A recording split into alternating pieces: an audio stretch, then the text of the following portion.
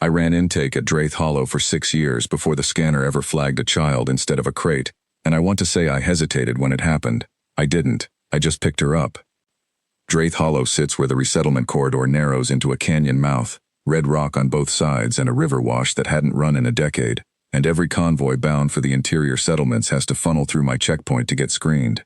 Biological intake, welfare status, contraband. Mostly it's routine. You wave a wand over crates and passengers, you log what breathes, you send them on. I'd done it enough times that my hands moved without me. The convoy that morning was refugees out of a burned river town, 40-some souls and 2 flatbed haulers, and among them a knot of children herded by an older girl who wasn't much more than a child herself.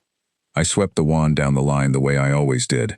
It chimed soft and green, and then it hit the small one at the end. Ilvain, ash-gray skin, black eyes too big for her face, maybe waist-high, and the chime went hard and red, and the readout under my thumb said threshold positive, in block letters I'd only seen once before, on a training slide, with a footnote I'd never had reason to read closely.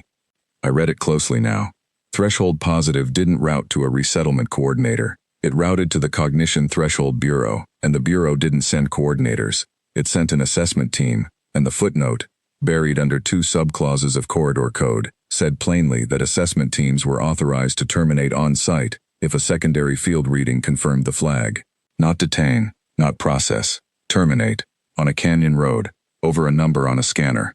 I looked at her. She looked back at me with the particular stillness of a child who has learned that stillness sometimes helps. Nothing about her looked dangerous. But I'd worked this corridor long enough to know that the scanner didn't lie. Exactly. It measured something real, some resonance under her skin, that the manuals called elevated neural threshold, and everybody else just called wrong. I didn't know yet whether wrong meant harmful. I only knew what the footnote meant for her, and I knew I had 4 hours before the convoy's transit window closed and a report went out that I couldn't quietly not file.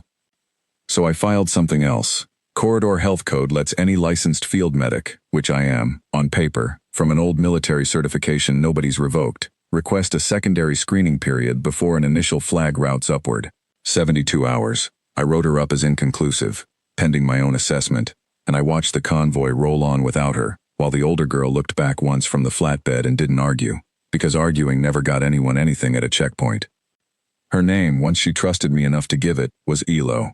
She didn't talk much the first day. She sat in the corner of my quarters with her knees drawn up and watched the door the way you watch something you expect to open badly.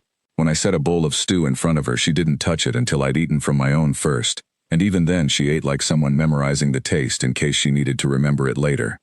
The threshold reading, it turned out, wasn't a weapon. It was closer to a held breath.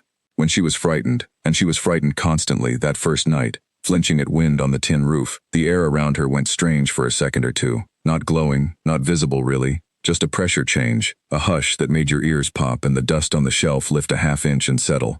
The first time it happened, I put my hand flat on the table without meaning to, an old instinct from a war I don't talk about, bracing for something. Nothing came, just the hush, and then Elo watching me with her whole body gone rigid, waiting to see if I'd be the one who finally ran. I didn't run. I gave her my spare scarf against the night cold instead, and after that she slept closer to the stove than to the door. 3 days is not long enough to make sense of a person, alien or otherwise, but it's long enough to learn the shape of one. Elo hummed low in her throat when she was working something out with her hands. She liked the radio static between stations better than any of the channels themselves. She flinched less by the second night, and by the third she'd started sitting where she could see both the door and me, which I understood to be as close to trust as a frightened child gets in 72 hours. The bureau team came in on the 4th morning, a day early, because someone upstream had flagged my inconclusive report as irregular, and they weren't inclined to wait out the clock on a technicality. 3 of them, gray coats, a woman in charge named Dressel who had the flat, unhurried voice of someone who had done this enough times to stop finding it difficult. She wanted the child brought out for a secondary reading. I told her the 72-hour window hadn't closed. She told me the window was a courtesy, not a right, and that field medics who obstructed threshold assessments answered to the Bureau's own review board, which was not a courtesy at all. We were still standing in that argument, her citing statute and me citing the subclause under it, when the canyon told us both to stop talking. It came first as a sound wrong for a dry wash, a low, continuous roar from somewhere up canyon, the kind of sound a river makes when it's remembered how to run. Draith Hollow floods maybe once a decade, fast and without warning, When a storm dumps itself on the highlands 40 miles off, and the water arrives before the weather does. I'd lived here 6 years and never heard it happen. I didn't recognize the sound at all. Ilo did, or something in her did. She went rigid the way she had that first night, and the hush came off her harder than I'd ever felt it. The air punched flat, my ears popped so hard it hurt, and she grabbed 2 fistfuls of my jacket and hauled backward toward the checkpoint's rock overhang with a strength her size shouldn't have owned. I went with her because I didn't have time to decide not to. Dressel's 2 agents didn't. They were still standing in the washbed arguing procedure when the water came around the bend, brown and fast and loud as a freight line, and it took the legs out from under both of them before they'd even turned to look at it. I got Ilo under the overhang, then I went back into the water for the nearer agent because whatever else was true, I wasn't going to stand dry and watch 2 people drown over a jurisdiction dispute. I got a hand on his collar and the current took us both sideways 20 feet before the rock caught us, and somewhere in that 20 feet, Ilo was screaming my name from the ledge in a voice that didn't sound like the quiet child I'd known for 3 days at all. We lived. All of us, barely. The agent choked half the canyon back up on the rock shelf, and I sat there afterward with my ribs on fire, and my hands shaking in a way they hadn't since the war, and Dressel stood over the 3 of us with her gray coat soaked black to the knee, saying nothing for a long time.